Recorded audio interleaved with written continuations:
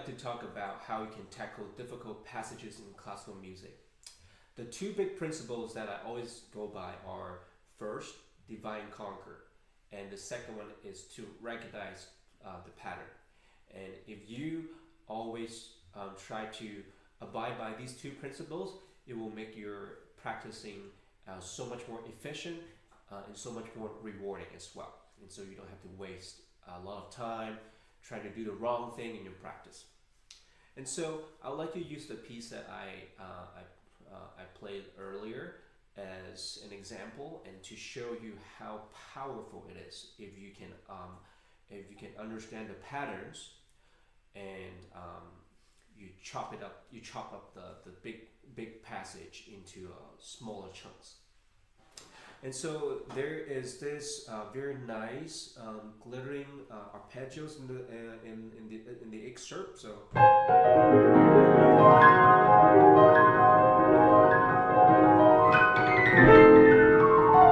it goes on. So for right here, what I immediately do is I try to find the pattern, because we humans, we learn by recognizing patterns. And so here it sounds very fancy, but it's actually just playing the same thing over and over. So I have these notes. So right hand you have this, and left hand I have this. So immediately I would group them like this.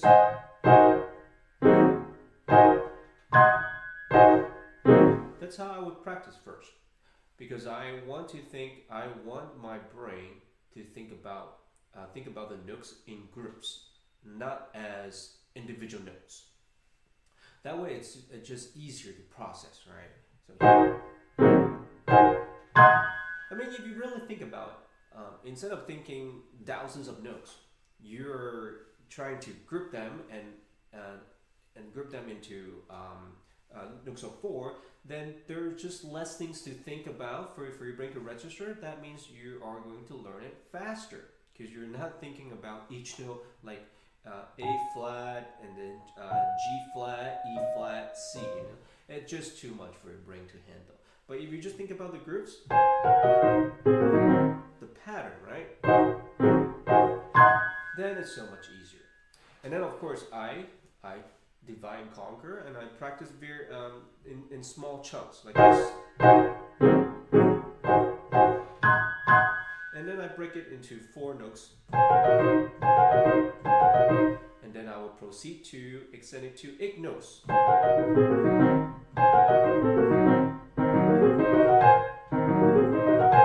And then eventually the whole passage.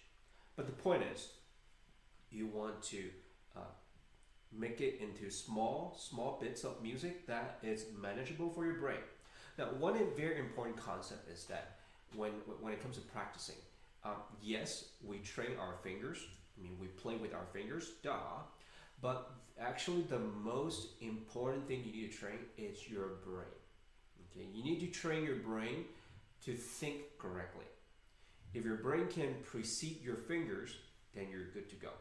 I think a lot of the times when people make mistakes is because they haven't thought through what they need to do in their practice, and so they rely solely on muscle memory, and you know how risky it is if you're just relying on one source of information. And so you want to make sure your chance of success is increased significantly by relying on different things. So, for example, your tactile feeling, your listening, and to me the most important part is the cognitive understanding.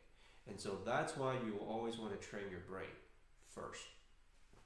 And so what do I really mean by training your brain? It's by, again, it goes back to recognizing the patterns, right? And then practicing in small chunks, and then slowly increase the speed, slowly expand the small chunks into the middle-sized chunk, and then ultimately back to the full passage. And then there's another part right here. You have this.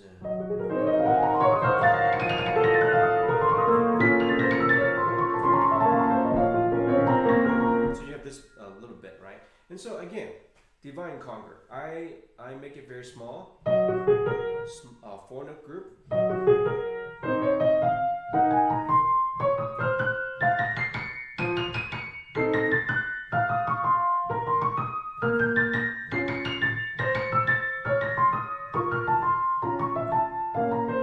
So that's how we practice. And then in terms of pattern goes, in the right hand you can see it's sorry. So it's some sort of a D flat major scale,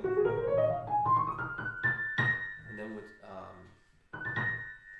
a little bit of harmonic touch at the end right there. And then when you have this passage, right? So right here, the pattern I recognize is here.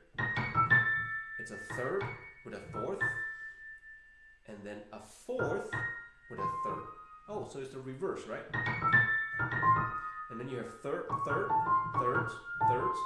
and then thirds, fourth, thirds.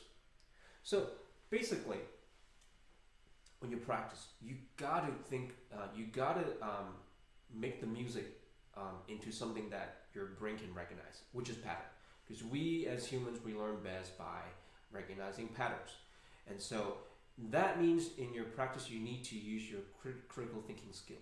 Like, how can I make this difficult passage manageable? Something that I can vividly think about, easily manageable. Now, I mean, each person is different. This pattern might work for me, it might not work for you.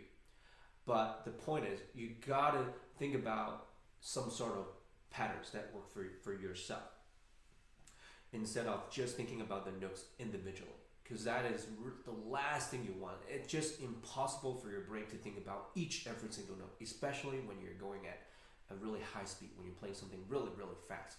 And so for me, it's just recognizing like the intervals, right? That makes it very easy for my brain to register. And so yes, so two big principles: divide and conquer, make it into small, manageable bits, and recognizing the patterns. And I usually use intervals to help me when it comes to virtuosic passages, or a scale pattern or a arpeggio pattern, things like that. So I hope you enjoyed this video, and I hope you will start using these two principles to make your practice actually efficient and rewarding. And if you have any questions, please leave me a comment. I'll try my best to answer. Thank you so much for watching, and I'll see you in the next one.